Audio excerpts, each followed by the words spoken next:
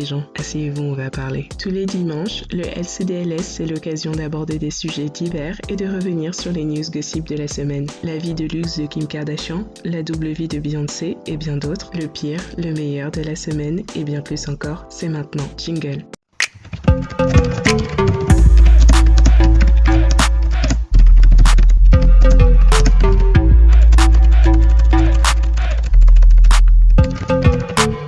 Kim Kardashian a sorti le grand jeu pour son 40e anniversaire. Vous vous rendez compte que Kim Kardashian a 40 ans? Ça fait bizarre. Voilà à quoi ressemble une femme de 40 ans de nos jours. Ok, il y a la chirurgie, Photoshop et les filtres, mais bon, elle est quand même au top. Bref. Bienvenue dans l'incroyable anniversaire de Kim Kardashian. On commence avec une fête surprise organisée par ses sœurs et sa mère, avec un thème plutôt cool car en fait, elles ont recréé toutes les fêtes d'anniversaire de Kim en ramenant par exemple ses anciens cadeaux, le gâteau de ses 16 ans et un montage des vidéos souvenirs du passé. Toute la famille était présente et apparemment ses sœurs lui ont aussi fait une choré. Mais ça, en vérité, c'est rien. Kim a décidé de surprendre toute sa famille et ses amis en les invitant sur une île privée. Forcément, tout ce petit monde a voyagé ensemble dans un jet privé affrété pour l'occasion. Arrivé sur place en Polynésie française, c'était la fiesta. Des activités, de la baignade, bref, tout ce qu'on peut faire sur une île privée. Kim a partagé tout l'événement sur les réseaux. Kanye, qui était aussi présent, nous l'a joué ultra attentionné pendant tout le voyage. Il a fait venir sa chorale du Sunday Service pour chanter. Imaginez qu'on vous chante joyeux anniversaire en mode gospel sur une île privée. Et grâce à ses nouveaux contacts dans la religion, il a réalisé l'impossible. Il a ressuscité le père de Kim. Happy birthday, Kimberly. Look at you. You're 40 and all grown up. You look beautiful, just like when you were a little girl. I watch over you and your sisters and brother and the kids every day.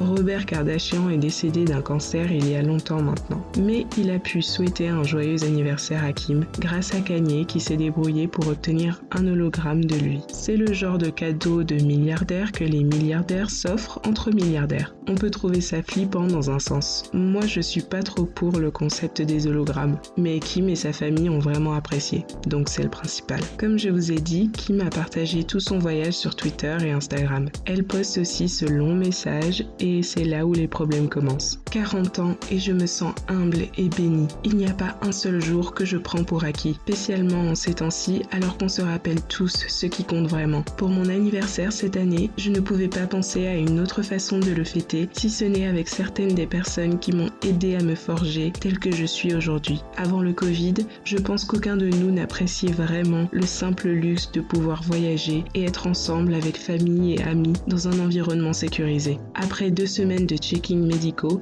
et de quarantaine pour tout le monde, j'ai surpris mes proches avec un voyage dans une île privée où nous pourrions prétendre que les choses seraient normales juste pour un court instant. Nous avons dansé, fait du vélo, nagé près des baleines, fait du kayak, regardé un film sur la plage et tellement plus. J'ai réalisé que pour la plupart des gens, c'est quelque chose qui est tellement hors de portée en ce moment. Donc, dans des moments comme cela, je me rappelle humblement à quel point ma vie est privilégiée. Que ce soit clair, Kim a tout à fait le droit de fêter son anniversaire, d'autant plus si elle a les moyens d'assurer sa santé et celle de tous ses invités. Et quand on dépasse la rage tout à fait humaine que l'on ressent parce qu'elle part sur son île en jet privé alors qu'on est confiné dans notre 2 pièces, on arrive même à être content pour elle. Ceci étant dit, il y a quand même un truc qui coince dans tout ça, un arrière-goût bizarre. Pourquoi ? Parce qu'elle choisit de documenter tout son voyage au Paradise alors qu'une bonne partie de ses followers n'a même plus les moyens de payer ses factures ou meurt carrément. Si vraiment elle comprenait à quel point elle est privilégiée comme elle le dit, elle ne posterait tout simplement pas tous les détails de ce voyage. La vie est mitigée, certains pensent qu'elle abuse. L'award du tweet insensible de l'année, bon travail. Je ne peux même pas serrer ma mère dans mes bras, mais je suis contente que tu aies pu aller sur ton île privée et faire tout ce que tu voulais. Après, il y a d'autres internautes qui ont pris sa défense, disant que ceux qui la critiquent sont juste des rageux. Sa sœur Chloé était sur le plateau de Hélène DeGeneres et l'a défendue. This year is a frustrating year, I get it. I think there's so many frustrations going on for everybody, but also it's her 40th and this is something that she really wanted to do for us. It was such a nice thing, and being there, like with all the precautions and everything that we took, and being there and how grateful everybody was for the tourism aspect of it, and how so many people said that we were their first party or guest that they've had in months and what it's done like for them to be able to pay their bills or to do stuff for their family. I mean, just hearing those messages when we were there, we felt really good and we felt so safe. Ouais bon, tout ça c'est de toute façon significatif de la mentalité des ultra-riches. Peu importe à quel point ils essayent, ils ne parviennent tout simplement jamais à comprendre ce que vivent les gens normaux. Ils sont totalement déconnectés. En tant que gens normaux, on doit être conscient de ça et on ne doit pas attendre trop d'empathie de leur part. Juste kiffons leurs photos Instagram. 1, thank God. 2, shout out to all the HBCUs out there. 3, lock up the officers that killed Breonna Taylor. And 4, make sure you go vote. Voilà qui résume très bien la cérémonie. Cette semaine ont eu lieu les BET Hip Hop Awards, l'émission qui met en lumière et récompense la scène hip-hop américaine. Vu lors de cette édition, Quavo qui rend hommage à Pop Smoke en interprétant 2 de ses titres. Big Sean et Jhené Aiko, qui sont de nouveau ensemble, étaient hyper proches lors de leur performance, alors que Ty Dolla $ign tenait la chandelle, le pauvre. Pour citer quelques récompenses, Pop Smoke est sacré meilleur nouvel artiste à titre posthume. Roddy Ricch remporte la chanson de l'année avec The Box. Le clip de l'année, c'est Future et Drake dans Life is Good. Et le meilleur duo est attribué à Chris Brown et Young Thug pour Go Crazy. Megan Thee Stallion remporte le Super Award de l'artiste de l'année. Mais bien sûr, comme pour toute cérémonie, il y a eu débat sur qui aurait dû gagner quoi. Là, en l'occurrence, c'est Lil Baby et DaBaby qui se retrouvent injustement sans aucune victoire. Lil Baby était justement en face de Megan pour l'artiste de l'année, et certains estiment qu'il aurait dû l'avoir. Je pense surtout que les gens ont lâché Megan à cause de ses histoires avec Tory Lanez. Mais en vrai, elle a eu beaucoup de succès cette année, on peut pas dire le contraire. Pour ce qui est de DaBaby, le pauvre a reçu 12 nominations et absolument aucune victoire. Là par contre c'est abusé. Ils peuvent pas nous dire que sur les 12, il n'en méritait même pas une. Lil Baby nous a quand même fait un post pour dire qu'il vivait bien la défaite. J'aime avoir des millions, je m'en fais pas pour des awards. DaBaby surenchérit dans les commentaires en demandant si on l'a bien entendu. Donc en gros, d'après eux, y a pas de malaise. Passons maintenant à l'histoire totalement what the fuck, je dirais même totalement rocambolesque si ça se disait encore en 2020. Alors comme ça, Beyoncé, ça joue les mères de famille, ça fait des brunchs, et en fait ça nous cache des côtés très sombres. Apparemment Beyoncé aurait trompé Jay-Z avec Diplo. Diplo c'est un DJ connu mondialement, membre du groupe Major Lazer. C'est lui qui prétend avoir couché avec Beyoncé. Je préfère déjà vous prévenir qu'il n'y a pas de preuves. L'info n'était d'ailleurs même pas censée sortir en première page. On a appris ça car Diplo se faisait attaquer pour une autre raison. C'est une fille qui s'appelle apparemment Shelly qui a décidé de publier les messages entre Diplo et une autre fille qu'il n'aurait pas bien traitée. Après avoir couché avec elle, Diplo refusait d'être transparent sur le fait qu'il avait, oui ou non, une maladie sexuellement transmissible. Shelly voulait dénoncer le comportement de Diplo. Preuve D, Diplo se fout de notre gueule. Une fille m'a contacté et voudrait rester anonyme. Voici sa conversation avec Diplo d'il y a 10 ans. Diplo, as-tu vraiment couché avec Beyoncé? Est-ce qu'elle est au courant?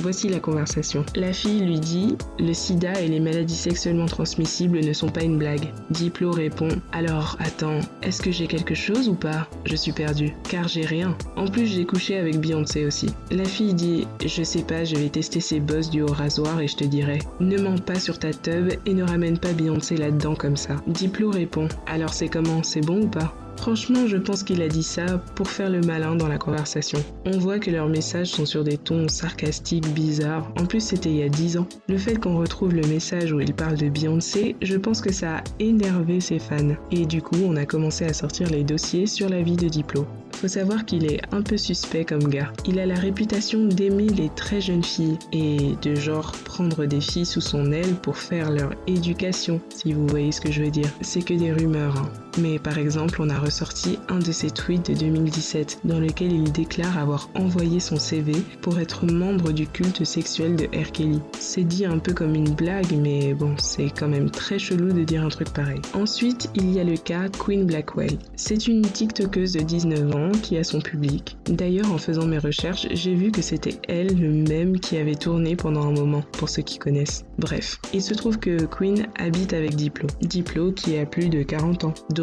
forcément, avec la réputation qu'il a, les gens ont direct soupçonné qu'il sortait avec Queen. En plus, il fait des TikTok avec elle, ils ont l'air proches, mais ils ont tous les deux nié le fait d'être en couple. En résumé, Queen dit que leur relation est platonique et elle vit là depuis plus d'1 an. Donc, étant mineure. D'après elle, Diplo est très occupé et n'est jamais sur Los Angeles. C'est plus un mentor pour elle, c'est comme un père, et d'ailleurs ses parents sont au courant et font confiance à Diplo. De son côté, Diplo apporte une explication à cette histoire de cohabitation. Ok, alors je loue une de mes propriétés à Queen Blackwell, et oui, j'utilise le studio qui est dans cet immeuble. Ses réseaux sociaux sont sarcastiques et chaotiques, et je peux comprendre que vous ayez une vision tordue des choses, mais il n'y a rien de plus que de l'amitié entre nous. Pendant ce temps, Beyoncé fait des semi-grands écarts en couverture de Vogue Angleterre. Dans cet exemplaire, elle parle de sa vie perso et de sa carrière, et je suis au regret de vous annoncer qu'elle a confié vouloir faire un break musical pour se consacrer à ce qui fait son bonheur, sa famille. Mais la question c'est, qui cette semaine nous a éblouis par son insensibilité ou son culot? Qui a entaché sa réputation à tel point qu'on se rappellera de lui comme étant le clown de la semaine? On a clairement eu un favori dès le départ. Alors c'est sans surprise. Et dire que s'il n'avait pas mentionné Beyoncé, sans doute que personne n'aurait parlé de lui. Diplo est le clown de la semaine pour avoir prétendu avoir couché avec Beyoncé. Non mais vous savez ce qui serait vraiment drôle? C'est que ce soit vrai. On se retrouve dimanche prochain pour un nouveau LCDLS. Bien sûr, vous pouvez voter dès le vendredi dans l'onglet communauté pour élire le clown de la semaine. Dites en commentaire ce que vous pensez de la vidéo et si vous êtes d'accord avec le résultat. Allez, on se parle en commentaire.